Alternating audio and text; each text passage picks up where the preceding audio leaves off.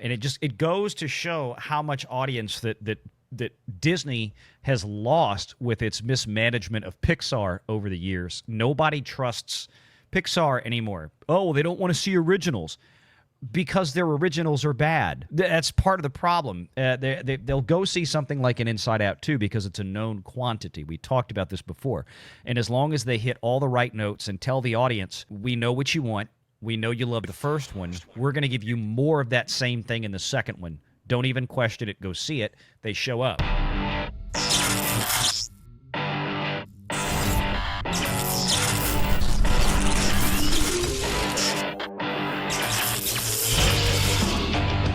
Renegade Online. iSpot shows Disney spending more on U.S. TV spots for Elio than Sony did for 28 years later, 10 million to 6.4 million. Elio reached 802 million TV ad impressions, while 28 years later was 250 million ad impressions. Now stop and think about that for a minute. This is just a straight what iSpot measured. When they say TV spots, remember this, it doesn't sound like a lot. They're measuring it over a certain amount of time. And this, of course, also doesn't include where the bulk of this gets spent, at least domestically, and that is online ads. Ads on YouTube, ads on X, ads on Facebook, ads just on Google as you're surfing around while you're shopping on Amazon, right? The ads that you see pop up there cost a fortune to do, especially depending on how they're placed. But look at the result here.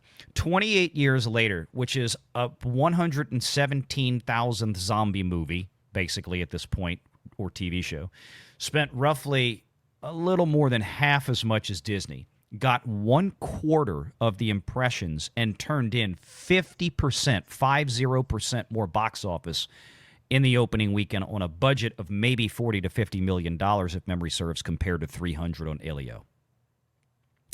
You suck, Disney. There's just no other way around this. And a lot of these ad spots are, stuff that Disney has on ABC or ESPN or other places, things of that nature. And it just goes to show. And people say, well, they're spending the money on themselves, so it really doesn't cost anything. No, actually, yeah, it does.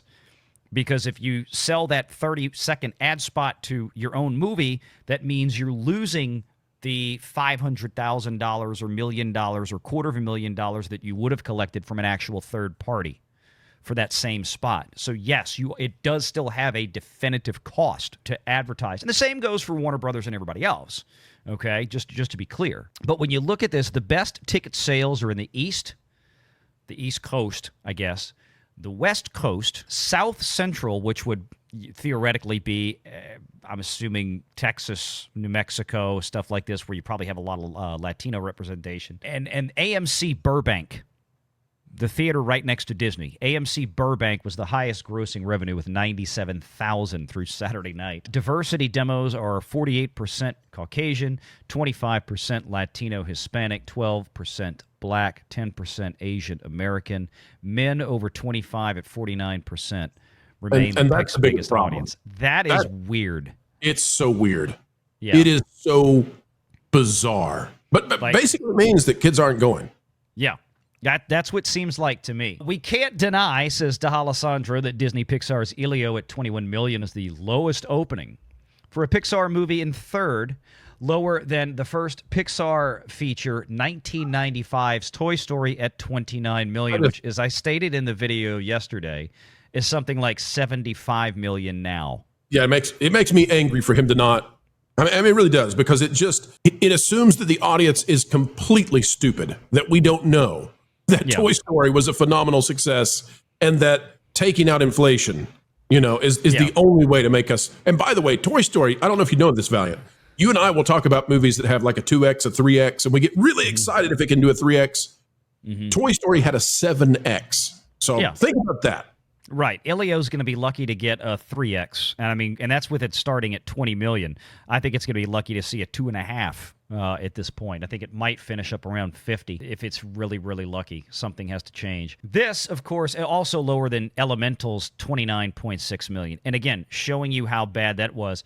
Elemental basically came in with the exact same box office, unadjusted, as Toy Story 28 years earlier. And it goes to show how much audience that that Disney has lost with its mismanagement of Pixar over the years. Nobody trusts Pixar anymore. Oh, they don't want to see originals because their originals are bad. That's part of the problem. They'll go see something like an Inside Out 2 because it's a known quantity. We talked about this before. And as long as they hit all the right notes and tell the audience, we know what you want, we know you love the first one, we're going to give you more of that same thing in the second one. Don't even question it. Go see it. They show up. But when it comes to originals, the audience have been treated to, a few too many kicks in the balls to where they just, I'll wait for it to come out on Disney Plus. Nobody cares. And the talent left the building. I hate to beat that drum again, but look at the crap they've been putting out. None of it is going to capture the kids, let alone the adults at this point. And that's kind of what Pixar had, right? Pixar was the company where, because Disney kind of lost that edge. Let's remind people, let's take a rewind here for a minute and remember why Disney was so big.